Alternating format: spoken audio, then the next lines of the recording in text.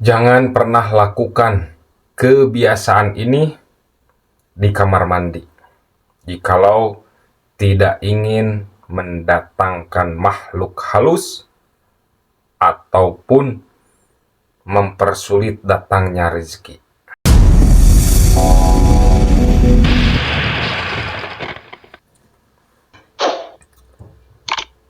Assalamualaikum warahmatullahi wabarakatuh. Puji dan syukur mari kita panjatkan kepada Allah Subhanahu wa Ta'ala. Salawat berserta salam semoga terlimpah curahkan ke baginda alam Kangjeng Nabi Muhammad Sallallahu Alaihi Wasallam. Alhamdulillah, terima kasih teman-teman yang selalu menonton channel saya. Semoga apa saja informasi yang saya sampaikan ini mudah-mudahan bermanfaat buat teman-teman. Dan saya tidak memaksa teman-teman untuk mempercayai apa yang saya sampaikan. Jikalau ini memang bermanfaat buat teman-teman, silahkan diamalkan. Jikalau tidak, tolong jangan diamalkan ataupun jangan diyakini. Insya Allah dalam kesempatan kali ini saya akan membagikan 10 larangan di kamar mandi, yang mana kebiasaan-kebiasaan yang 10 ini itu bisa mempersulit datangnya rezeki kepada Anda, ataupun bisa mendatangkan daripada makhluk-makhluk halus yang bisa membarengi kita di kamar mandi.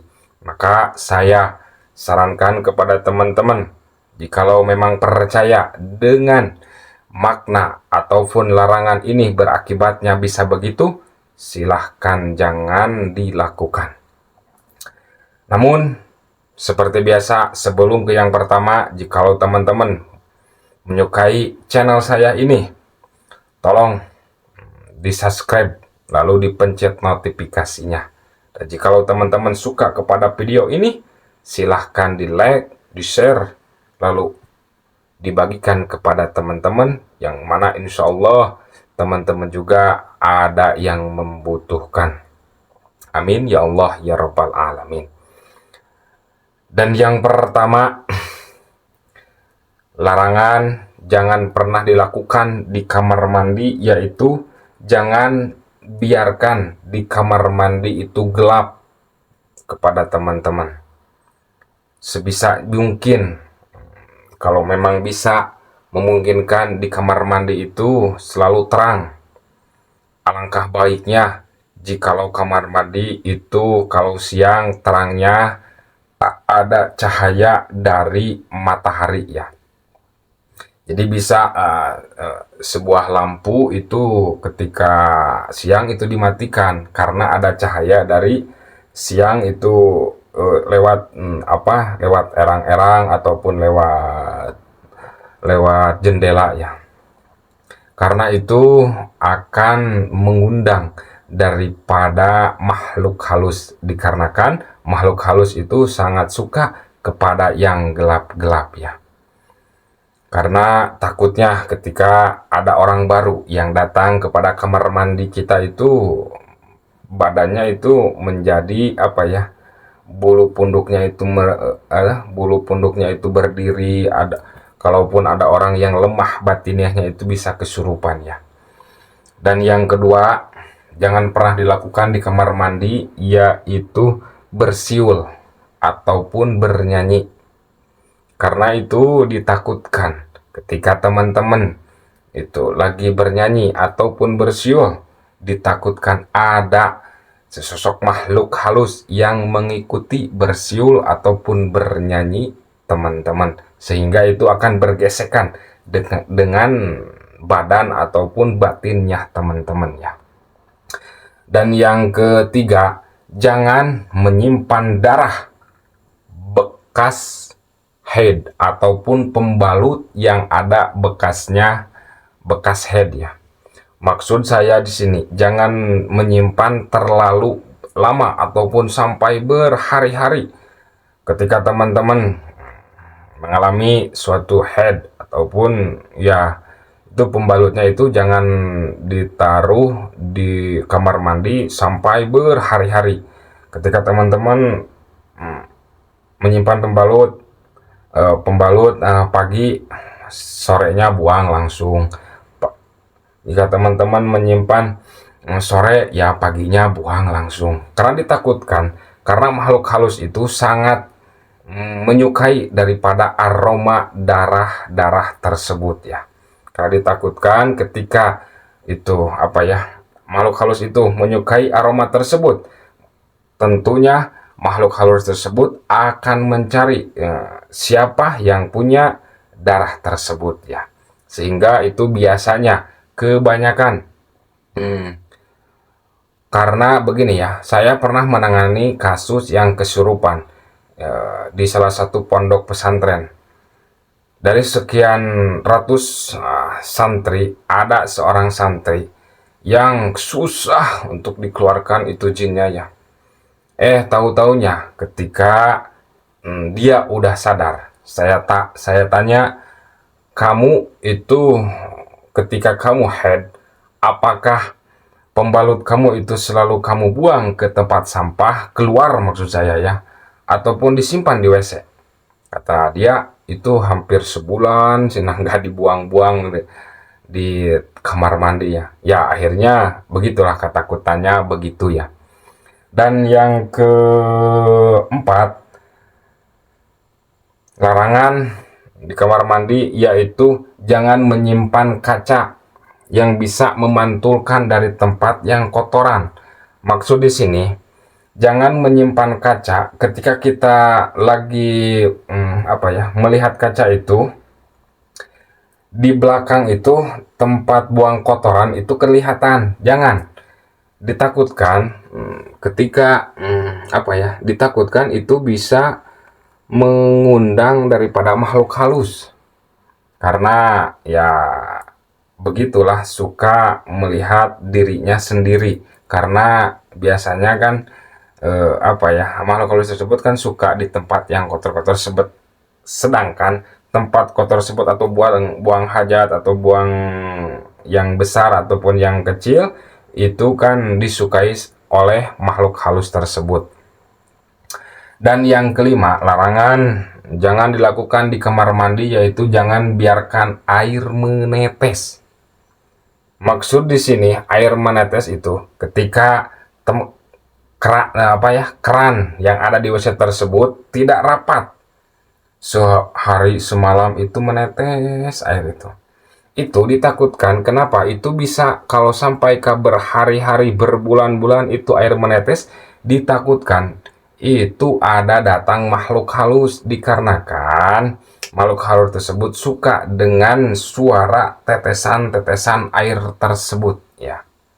Dan yang keenam, larangan di kamar mandi yaitu jangan menyimpan sabun ataupun sampo ataupun sikat gigi ya, Pepsodent ataupun Citadent, apapun itu bentuknya yang sudah habis. Ketika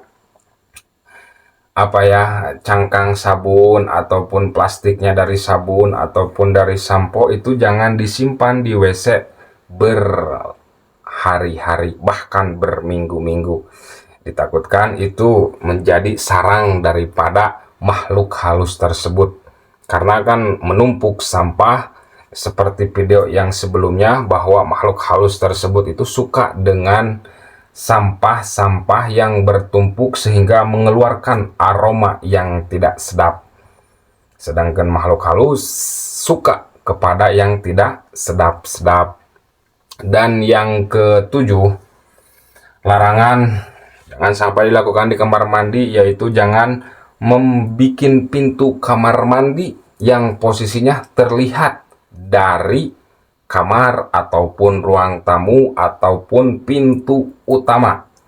Diusahakan ya, dikarenakan itu sebisanya itu dari apa ya, ketakutan ketika ada tamu yang datang kepada kita melihat langsung ke kamar mandi. Itu biasanya makhluk halus tersebut itu selalu memunculkan diri, bayang-bayang, sehingga tamu yang akan datang kepada kita itu jadi ketakutan. Maka saya anjurkan jangan membuat pintu kamar mandi yang kelihatan dari depan pintu rumah kita. Dan yang kedelapan, jangan meletakkan benda yang dianggap suci. Tentu itu sangat dilarang di dalam agama Islam. Nggak tahu kalau dalam agama lainnya, seperti jangan menyimpan Al-Quran di kamar mandi, karena itu sangat apa ya, tidak sopan lah. Karena itu kitab suci tersebut, yaitu Al-Quran tersebut, yaitu kitab yang sangat suci ya. Makanya disimpannya itu harus di tempat-tempat yang mulia. Dan yang kesembilan, larangan di kamar mandi yaitu jangan menyimpan pakaian kotor. Maksud saya jangan menyimpan pakaian kotor yaitu bersama, berhari-hari, berminggu-minggu, karena sehingga itu bisa menjadi sarang daripada makhluk halus tersebut.